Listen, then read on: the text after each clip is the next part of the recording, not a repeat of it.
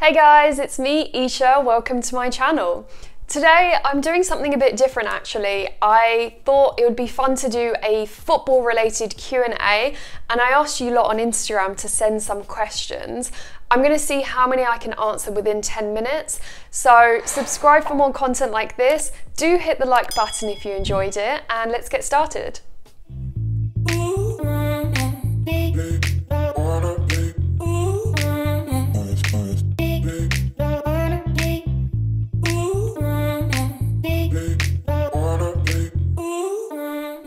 Okay, first question. Who's making it to the Premier League top 4 this season?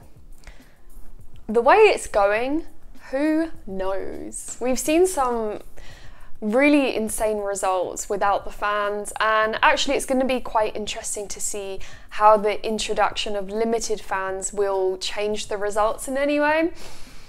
Okay, so winners, I'm going to say Liverpool will win again. Chelsea or Man City second. Spurs fourth, I think.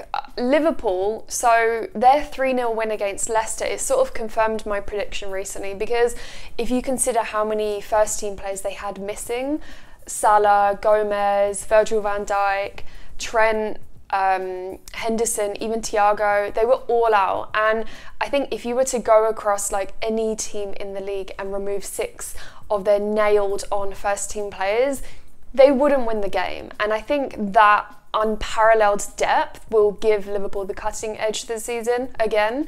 It's a luxury, and essentially when it comes down to which club will be most consistent, I don't see any other club coming close to it. I could be wrong. It's just a prediction. So like I said, I predict Man City or Chelsea finishing second place. For me, I'm not sure Man City can win the title for a couple of reasons, I guess. Yes, they have quality players, arguably, you know, the best squad in the league actually, when you look at the money actually that's been spent and how they've been building their squad. But firstly, I think Sergio Aguero's fitness, it could play a huge part in their campaign this season. Yes, they create chances without him, and no doubt they'll comfortably outclass like many teams this season. But without Aguero, who is a reliable good finisher for them? Sometimes Gabriel Jesus, Riyad Mahrez, he's even coming off a hat-trick this weekend itself, yes. I think Torres needs more time, as does Phil Foden. Kevin De Bruyne, I mean, he's a remarkable playmaker, but who can actually be relied on to step in for Aguero? I really think Aguero is one of the best strikers the Premier League has ever seen, but I worry that when he's back from injury, City will struggle to keep him fit. And I just don't feel their other attackers are clinical enough to give them the edge that they would need to get past Liverpool. And Jurgen Klopp and Pep Guardiola, undoubtedly world-class managers. Everyone can obviously appreciate that, but I think at times Liverpool benefit more from Klopp's ability to adapt under any circumstances, whereas Pep, on the other hand, I mean, I appreciate that his style of football is the hardest to play and the highest risk actually, for sure. But does he exercise flexibility in his managerial decisions when required? I'm not convinced. At times he tends to be quite rigid in his ways, and this could be another thing that will see Liverpool just surpass everyone else again. So moving on to Chelsea. And I really think that Chelsea have invested well this season, and that link up between Ziyech, Werner, Pulisic, it makes pretty fun watching. I'm enjoying it. I see a lot of balance in the squad, whereas previous seasons Chelsea's squads have had problems in areas like liabilities at the back, for example, and I think last season they conceded like 54 league goals. But this year, I don't see much getting past Ben Chilwell and Zuma. That's why I've got them in my FPL teams. I mean, they're performing well. They're a strong squad. They could well make it as runners-up or third, either. Okay, lastly, Spurs. I said fourth for them. I just can't believe it's been 60 years since they were last champions of England. It's insane, and I'm not sure they'll actually win the title, but I don't think we can underestimate them making the top four. I feel like Mourinho has set his blueprint and they have quality and depth. They look very well drilled. Harry Kane, you know, he's back to full form. They're really having a smashing start to the season.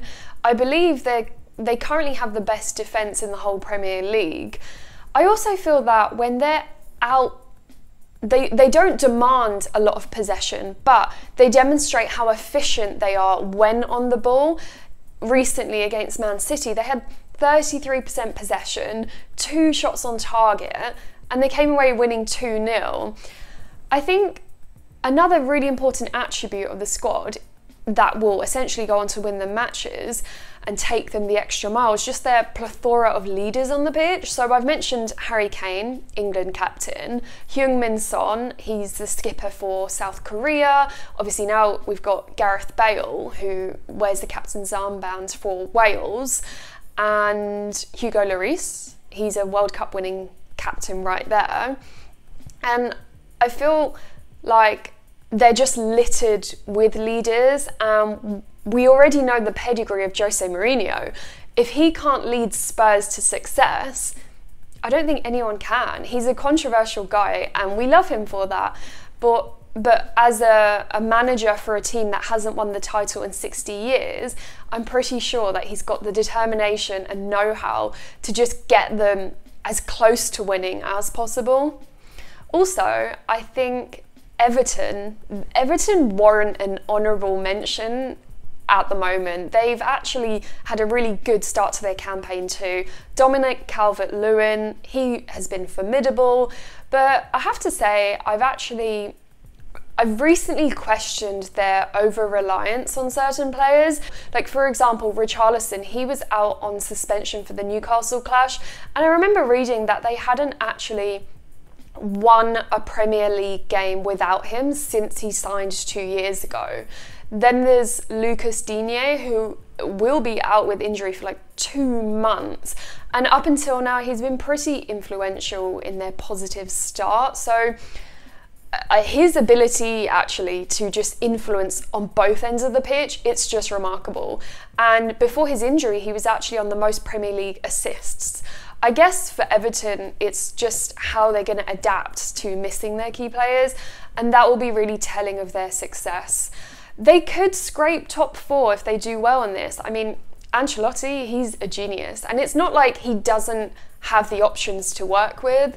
Side note, the first half of the Leeds versus Everton game at the weekend, it was probably the most entertaining football I've watched in ages. Wow, such a thriller. I can't believe there weren't actually more goals. It just goes to show how end-to-end it was. Brilliant game. So next question. Do you think VAR is ruining football? Well, you know what? I was actually all for it before it came in, and I appreciate how the DRS method really, it works well in cricket, but this is surely not what it was meant to be. I mean, it was brought in for clear and obvious errors, and I don't think the bar for this has been set high enough. I think the objectives for minimal intervention have gone out the window. It's just, with the constant slow-mo replays from different angles, it just almost feels like the match officials are micro-analysing for missed incidents, like those millimetre offside calls. Most of all, I think the inconsistencies we've seen so far have resulted in the controversy and I guess the mistrust for match officials. And I guess it's not clear that there's an actual plan or direction to use the tool in a manner that's actually going to benefit the game.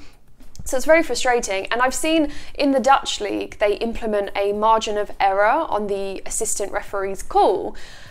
That's pretty good. And also the A-League in Australia, they've really set the benchmark for effective use of VAR. And from what I've read, there's a lot more consistency and transparency, 2 things which we desperately need. So if it's implemented correctly, it can set out what it was meant to do.